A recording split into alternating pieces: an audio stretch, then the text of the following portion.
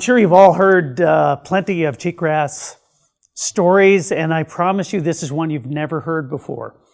We've all had the cheatgrass experience of picking them out of our socks. We hopefully have not had our favorite hunting spot lost to flames. There are relatively few tools in the 100 million acre cheatgrass toolbox for control, and I'm working on one that is very different than what you've heard of before, and I think you'll be impressed at how well it works. So I'd like to start by bragging about somebody else's research, and this is called the Rangeland Analysis Platform, or the RAP. This is a free web Google Earth type environment that I just love. I think it was developed at the University of Montana with BLM funding. So I just took a screen capture of Reno, and everything you see in red here is from the year 2018, and it is the annual cover of cheatgrass or annual grasses. So needless to say, Reno is one of those places that I don't know if any place wants to be known as the epicenter. Maybe the Western United States is the epicenter. But I'm pretty sure I saw some large cheatgrass areas even on the plane flying in today. So what I did to show what else this rangeland analysis platform can do is I took a screenshot and I drew a polygon just north of Reno. I'm not sure if you can see this red box, but it's thousands of acres in size, and they have not just given us pretty pictures with this tool, this Landsat image-based tool, but they will show us the trend in perennial cover, tree cover, shrub cover, annual grass cover since 1984 when they first started collecting these images. So if it's kind of hard to pick out all the lines in here, but I'll point to this brownish red color. That is the annual grass line. And the year that has that big spike is 2017. So I'm not from the Reno area, but I'm willing to bet there's somebody in the audience who would concur 2017 was a cheatgrass year in the Reno area. So I will bring this back to Wild Horse Island, but I want to introduce this cheatgrass problem as one of our key habitat problems in the Western U.S., and clearly to this audience, you know that well. What I would like to talk about today is something you might not spend much time thinking about, is soil health. And soil health is something we all want to have, but it's a little hard to define what that is. There have been an increasing number of peer-reviewed papers on this over the past decades, and most of this is driven by sustainable agriculture and carbon management in the soil. So if I just borrow from Kibblewhite, somebody much smarter than I am, soil health is a term which is widely used within discussions on sustainable agriculture to describe the general condition or quality of the soil resource. Soil management is fundamental to all agricultural systems, yet there's evidence for widespread degradation of agricultural soils in the form of erosion, loss of organic matter, contamination, compaction, increased salinity, and other harms. This degradation sometimes occurs rapidly and obviously. For example, when poor soil management leads to gully erosion, et cetera, et cetera. You're not going to find many peer-reviewed papers on soil degradation in rangeland or in bighorn sheep habitat. This is work that really has not been done by and large, and I'm not here to tell you that I have done this work either, but I want to represent soil health as being fundamental to the health of the Western U.S. rangeland and wildlife. And that is a story that I'm going to tell you on the way to talking about Wild Horse Island. So the rangeland that we have now is maybe not the one we want to have. This is just a diagram I made to assail the presence of cheatgrass in our degraded vegetation condition with relatively smaller amounts of the perennial forage that our wildlife friends would like to have. We have diminished wildlife habitat, and CO2, instead of being sequestered in the soil, thinking about carbon sequestration, because cheatgrass is an annual plant, grows from seed every year. Annual plants sequester much less carbon in the soil than do perennial plants. So between fires and low soil quality and the wrong vegetation, we have an unsustainable and undesirable condition. So my pitch is that we want to have rangeland that has much less annual grass in it. I think we're going to have to learn to love annual grasses a little bit, because we're never going to go to zero. But we need to have a whole lot less, and we'd like to reverse the carbon in the atmosphere and have it be a soil resource as it's sequestered in the root zone by deep-rooted perennial species like the bunchgrass communities we know from the western US. So how are we going to do that? So we're going to fix the soil. So I'm probably the only soil scientist in the room, or geoscientist, and I'm going to keep this high elevation, but my goal, in addition to reducing the amount of herbicides we use in our world and having residual herbicide traces in our food and our microbrews, we would like to have less use of herbicide in our rangeland and grow native perennial vegetation, control invasive plants, sequester carbon, create nutrient-dense soil, reduce fire intensity and frequency, and get back to managing these systems for a balance of inputs and withdrawals. And you notice I haven't really drilled down onto that I'm presenting an herbicidal approach. This is not herbicidal. And I could spend another hour talking about the origins of petrochemical agriculture. But if somebody told you to control the weeds in your yard, if you didn't go out and spray 2,4-D on your dandelions or go dig them by hand, you would have relatively few tools in your toolbox. So the tool I would like to have you think about is, suppose we didn't invent petrochemical approaches to controlling weedy species in our rangeland soils and our turf soils and our agriculture. How would we do that? And one answer that we'll never know is there were really good university scientists in the 1930s working on this. And I think what happened is that they could no longer find funding for their research because all the funding was provided by the petrochemical agriculture synthetic industry. So that was the end of the research that was going on at that time. So to some degree, I'm picking up where some of those scientists left off. So to go from that Landsat image view down to the ground level, this is what cheatgrass looked like in my favorite configuration, which is unhappy. And I will nominate myself for maybe having the most boring possible activity beyond looking for wildlife on millions of digital camera trap images, is watching plants grow. That's right in there with watching the paint fade. Because we never, like, plants kind of happen to us. You know, if you're a gardener, you're mowing your grass, you're kind of accustomed to how fast they're growing. But in a rangeland system, this time of year, we see so much of the dry and decadent litter from the previous growing season, and it's there forever, and it's there forever. And then it just gets a little hint of green in the spring. And then in a short time, suddenly the plants all grow to maturity, and then they cure out in the early or midsummer. And then we look at decadent dry plant material all the rest of the year.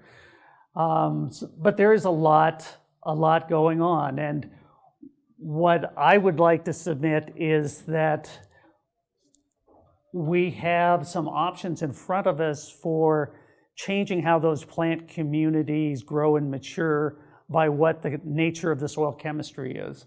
So these little emergent cheatgrass plants, this is a photo from the early spring. So I fertilized this site. So there was no herbicide involved in treating this site. I fertilized the site. I came back in the spring, and the cheatgrass looks really unhappy. And then I come back a year later and the cheatgrass is gone. Because if you look closely at this image, you can see that there are brown leaf plants, brown leaf tissue in addition to the chlorotic yellow. So these cheatgrass plants are determined to live. So the first leaves they put up were unsuccessful. They threw up another generation and another generation. Because the trick is to get this stuff not to produce seed, because the seed is viable in the soil for, say, 3 to 5 years.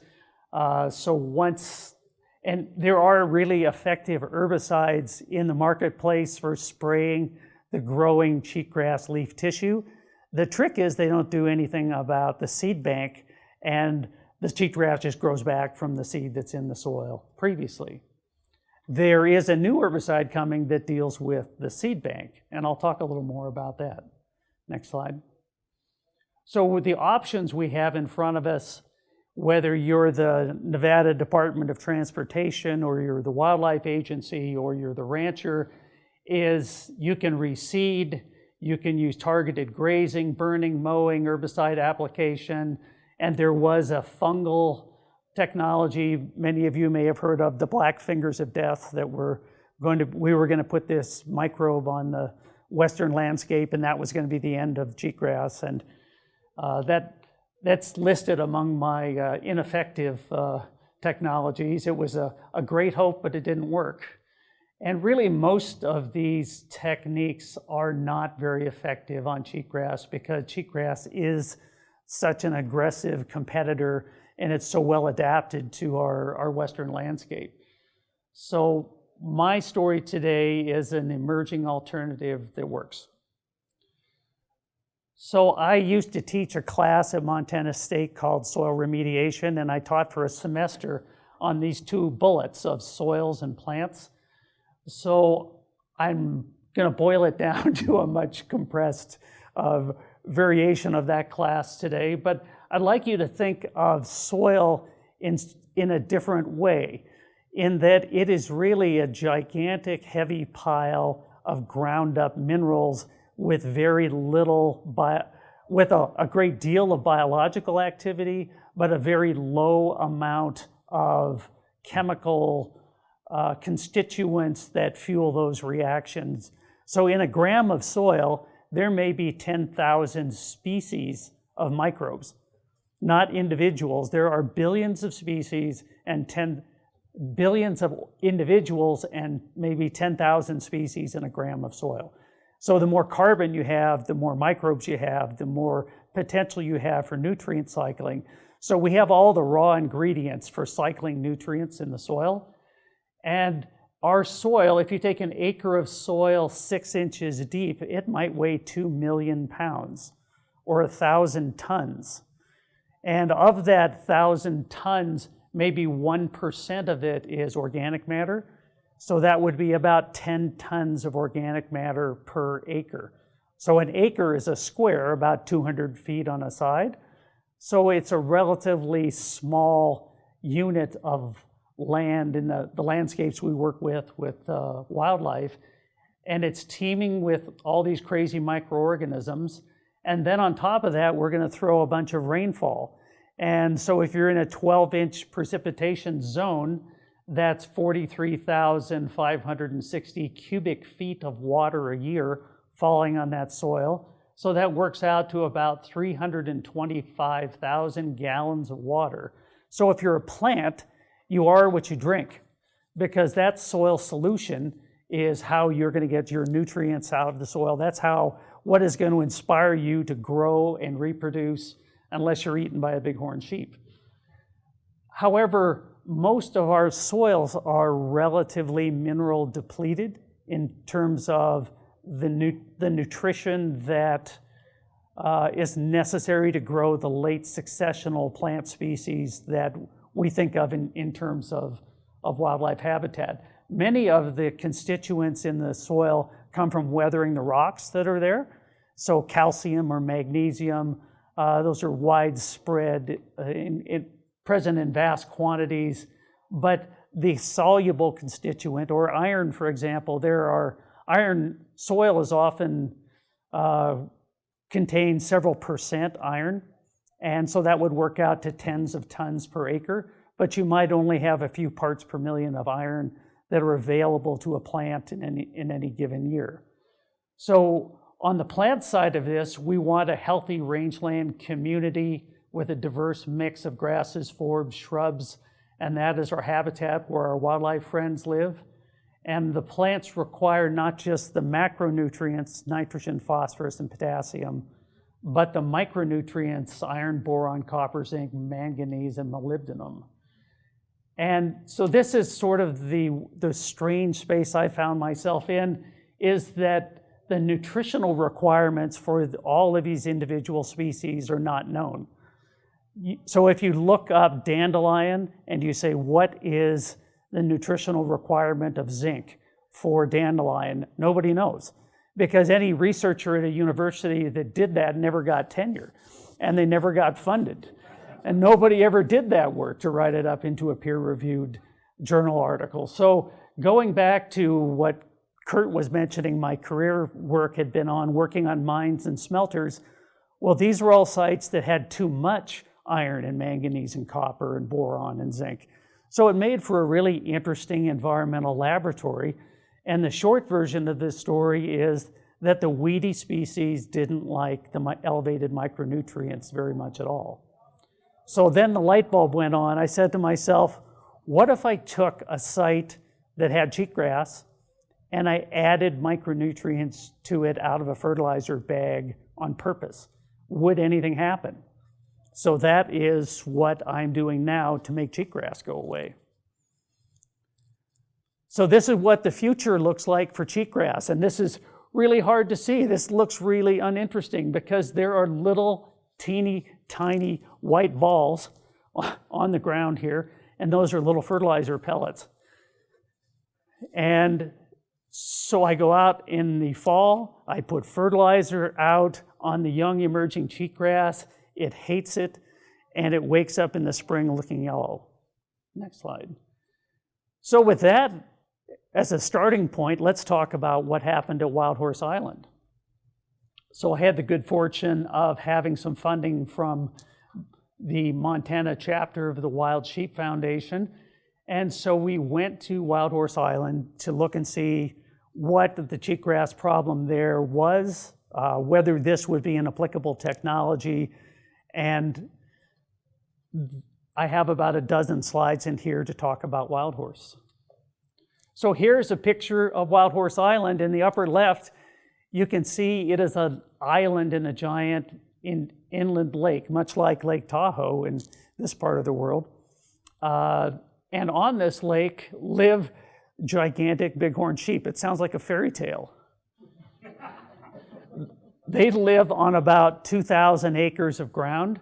And if you look at that Google Earth image, you can see it's about 50% forested. It's about 50% south-facing grassland. And those of you in the front row may notice that those grasslands have a little reddish hue to them. I wonder what that could be. So we established 3 sites here, a disturbed site, a south-facing slope site. These are kind of high, medium, and low cheatgrass sites. And we put out a set of plots. And I asked the manager there, I said, do you think the cheatgrass has been increasing or decreasing over time? And he said, well, I've been on this job for X years, and we're really not sure. We suspect the cheatgrass is increasing. We're concerned that it is, but we don't really know. So going back to my rangeland analysis platform, I drew a polygon on the south side of the island, and I said, well, what do the Landsat images tell us? And if you look at the series in the upper part of this graph, that's green. So that is the perennial grass cover. So it starts out in 1984 at about 50%. And there's some inter-year variation, but the latest year of record is 2018, and that's 40%.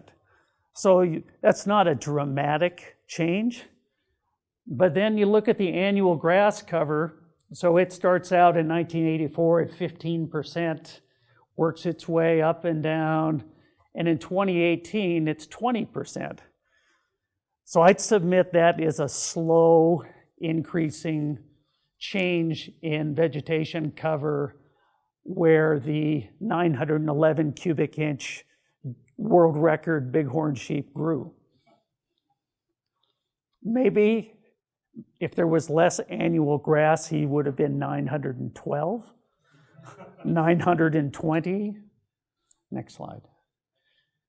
So here is the skull. Well, you don't need to see a picture of the skull. You just need to go to the exhibit hall here because that colossal skull is sitting there for you to... The real skull. The real skull. This is the real one here on display. Yeah, that's amazing. So on display on the left side of this image are 3 types of annual grasses: soft brome, Japanese brome, and downy brome. They are all widely present on Wild Horse Island, as well as the slide I titled The Next Generation. I have been to Wild Horse 3 times now, and every time I've been there, I have seen full curl rams walking around. So that is exciting. Next slide. And while I could talk for an hour about Wild Horse Island, I'm just going to jump right to the findings because our time will pass quickly here today. So we put these plots in September of 2018. We went back to monitor in June of 2019. So the yellow highlighted numbers are the monitoring event from June. But the quick version of this story, and I have a graph in the next slide to follow, so this will be exhibited graphically. These are the overall means. But at the disturbed site, we went from 91% annual grasses to 5%. And on the moderately affected site, we went from 18% to 4%. Next slide. That's what Wild Horse Island looked like before treatment. And you wouldn't even recognize that as cheatgrass. It just looks like decadent, fall forage in western Montana. But we got down on our hands and knees and carefully measured. Next slide. Here's my friend Neil Anderson. This is the biologist applying the fertilizer. So this is very low tech. There are no drones. There's no AI. This is Neil out in the field getting the job done. Next slide. So here are the data in graphical form for the disturbed sites. So that was the worst of the sites. We had 3 different rates of application. We had a low, a medium, and a high. And the annual grass cover went from 82% to 9% in the low treatment, 95 to 3 in the medium, 89 to 5 in the high. And the control site went from 96 to 45 because we had a really hard time in that fall period of identifying the cheatgrass of the previous year and the decadent perennial grass. So we overestimated the cheatgrass. I think the actual amount of cheatgrass is about 70%. But there is a lot of it and relatively small amounts of perennial grass. So our sheep friends would have starved to death if this was representative of the entire island. This is actually an area that was formerly homesteaded. So the ground was disturbed and the perennial grass is never reestablished. And this is what what that plot looks like. This is about a 1,600 square foot plot, so 40 by 40 feet. And it just looks like a bunch of green grass. It looks like there's no story to be told here. Like, how do I sell this as an amazing technology? But trust me, Franz, the plant ecologist was with me on his hands and knees counting all of the vegetation, all the species in the frames. And one thing you'll note is we over-applied the fertilizer around the perimeter of the plot. So that's an example of how much you don't want to put on, but it helps define where the plot is, having that boundary. But essentially, this amount of perennial grass is present out off the plot. It's just crowded out by all the cheatgrass. Next slide. So my conclusions from Wild Horse is that our next steps are to continue monitoring. So this is just a snapshot of the first year. I have no reason to believe the conditions won't get better over time. We would like to scale up to a larger pilot or a full-scale project. So that is on Kurt and Kevin to find a donor with a passion for sheep. State of Nevada. Yeah, right. Next slide. So I would be remiss in saying that this technology doesn't have some legs where it can be used elsewhere, like in Nevada or Idaho or Wyoming. And cheatgrass is widely present across the US. And it would appear if you live in Georgia, you don't have much cheatgrass. Well, I just got a web link the other day that actually, no, cheatgrass is a problem in Georgia because it grows as a winter annual in turf. So it's a turf weed in Georgia. I had no idea. To us, it's a rangeland weed that causes epidemic fires, maybe not so much in Georgia. So you can see these are small plots. These are couple hundred square foot plots. And in all three of these examples, the untreated portion of the plot is a combination of, say, 50% cheatgrass and 50% perennial grasses. And something magical happens right at the plot boundaries. The cheatgrass stops. So you can't see it from the back of the room, but there's a pink string line that goes to a stake, and the cheatgrass is almost entirely isolated to areas outside the plot. The same thing here. The cheatgrass, you can see the light colored seed heads, they come right up to the string line and they stop. Well, that's because we put fertilizer on the perennial grasses. That happens to be a fishing access site in Montana. So this is not limited to Wild Horse Island. The upper photo is an oil and gas field in Wyoming. The lower two are a fishing access site in Montana. Here's a roadside. So here's an example of what it looks like after the first growing season. There's still a little bit of cheatgrass in it. We went from about 10% perennial grass in the untreated to about 30% in the first growing season. And cheatgrass dropped from about 60% to about 18%. Next slide.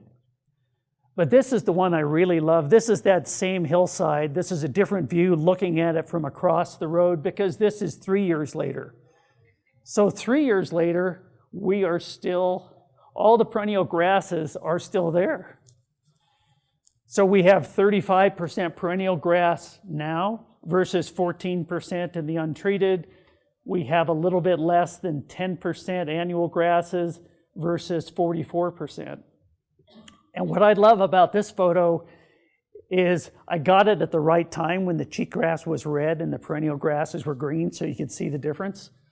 But in the treated plot, in addition to growing, the healthy plants that were there in the first place have continued to grow, but they've also gone to seed, and the seed has fallen on the soil, and the perennial grasses have reproduced at a time when the cheatgrass seeds in the same soil have gone away. So this is really about soil restoration and really about creating the edaphic, the Greek word for of the soil, creating the edaphic conditions that lead to growing perennial grasses. And I think this would be even better, but there's being a road cut, they didn't replace the soil on this hillside, so it's even weedier than it would be normally, but there's a sandy layer in the middle of that hillside that you can see that's where most of the cheatgrass is in the treated plot. It's in that sandy lens mid-slope. If they put the soil back, I think we might have done even better. And to pick on my herbicide friends, there is an amazing new herbicide coming from Bayer called Esplanade, and it works great in certain applications. And one of those applications where it does not work is where you have to seed, because this new herbicide is really effective at killing seeds in the soil. So it is a great tool to have for killing cheatgrass. seed. However, it also kills your native grass seeds. So if you have a site that has a really robust amount of existing native perennial vegetation with a cheatgrass component, it might be a great herbicide for that application. So here's another amazing thing that happened on that hillside. I was out with a colleague and there was some cheatgrass growing in my plots. So we said, well, you know, my friend said, the cheatgrass, it looks different. And I said, well, what do you mean? And he said, well, the seeds don't look very big and they're kind of greenish colored and they don't look very healthy. So I took the seeds from the treated and untreated plots and I put them in a petri dish, and then I watered the petri dish and I walked away, and 10 days later, the untreated cheatgrass seeds had all germinated and you could see the roots. So this is my favorite kind of cheatgrass, the kind that doesn't germinate. And while I've been telling you I only do this using granular fertilizer, this also works using the fertilizer dissolved in water as a liquid. Water weighs about 8 pounds to a gallon. So my friend Joe was willing to carry the backpack sprayer. I'm guessing in this room I'm not the only one who's walked around with a backpack sprayer. I think that granular is a better way to go, but the liquid foliar application of the nutrient fertilizer works to inhibit cheatgrass as well. So in the tray on the right-hand side, I sprayed half of that tray of cheatgrass in the fall, and in the spring, all the cheatgrass plants refused to grow where they had been sprayed. In the pots in the lower left, the same story, the sprayed cheatgrass plant quit growing days after it had been sprayed. But for this audience, there's another photo I didn't put in here. I had pots of blue bunch wheatgrass growing right next to these. And I said, well, I'm going to spray blue bunch wheatgrass with the same fertilizer, the same bottle, the same amount, the same day that I sprayed the cheatgrass. Well, the blue bunch wheatgrass was 100% unfazed, just kept on growing. Cheatgrass, dead. So as I mentioned, I've been working on this for a while. So Wild Horse Island is not the only place that I have been working. I've been trying different rates and different soil types. I've talked long enough already. Let's just jump to the summary slide. So this is that same data. So how much cheatgrass is left after these treatments? So I'm going from something like mid-30s of cheatgrass cover on average down to 4 to 7% essentially in the treated plots. So what I would call these rates is the 10 unit rate. That would be sort of a preventative rate or a light rate that you would use on a plant community that had a lot of forb diversity and not very much cheatgrass. 25 would be the rate I would use as the optimum rate, because the product, fertilizers cost $1 or $2 a pound. If you only have to use half as much compared to my standard rate of 50, that is the optimum rate. The 50 rate probably lasts longer, and the 75 rate is too much. Next slide. So you might wonder what happens to the perennial grasses. We saw that in that roadside project, and I can't say for sure if that's because the perennial vegetation is deficient and I'm fertilizing it and it's benefiting from the fertilization, or whether it's because the cheatgrass goes away and the resources that are in the soil, including water, go to the perennial grasses, or whether it's a combination of both of those factors.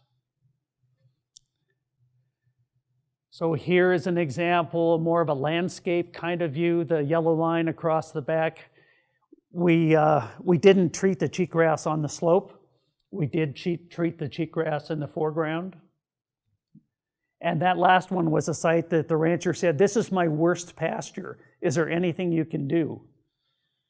Here's an example from Wyoming at an oil and gas field. similar results to what I've showed you. And it takes a little bit of a botanist's eye to even tell that there's a difference. But if you look at the treated plot here, you see dried bunch grasses, a little spring green up. But what you have to look closely for is that this carpet of annual grasses that are getting established on the untreated site are absent now because of the treatment.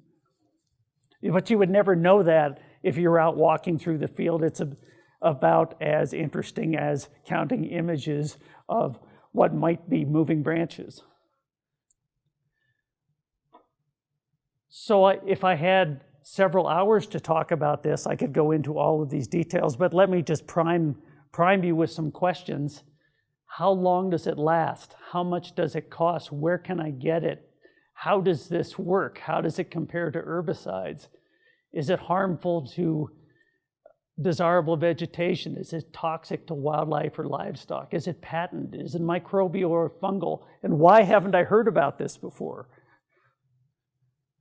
In conclusion, it's effective. It's made from ground up rocks. Remember, I'm a geologist. This is what happens when geologists do plant science. It's comprised of plant nutrients in unique formulations. It's non-toxic to workers and wildlife. It's easy to apply. It's long-lasting. It's cost reasonable, and it restores soil fertility. And with that said, if you want to talk more about this, I'm happy to carry on that conversation. I have business cards. Kurt is up to his eyeballs in this. He knows how to find me. And this is what changing the soil looks like on a property. So there's several tons of fertilizer in that hopper. And this is a famous bison rancher that used to own a cable news channel. So he's got some test plots on his place now.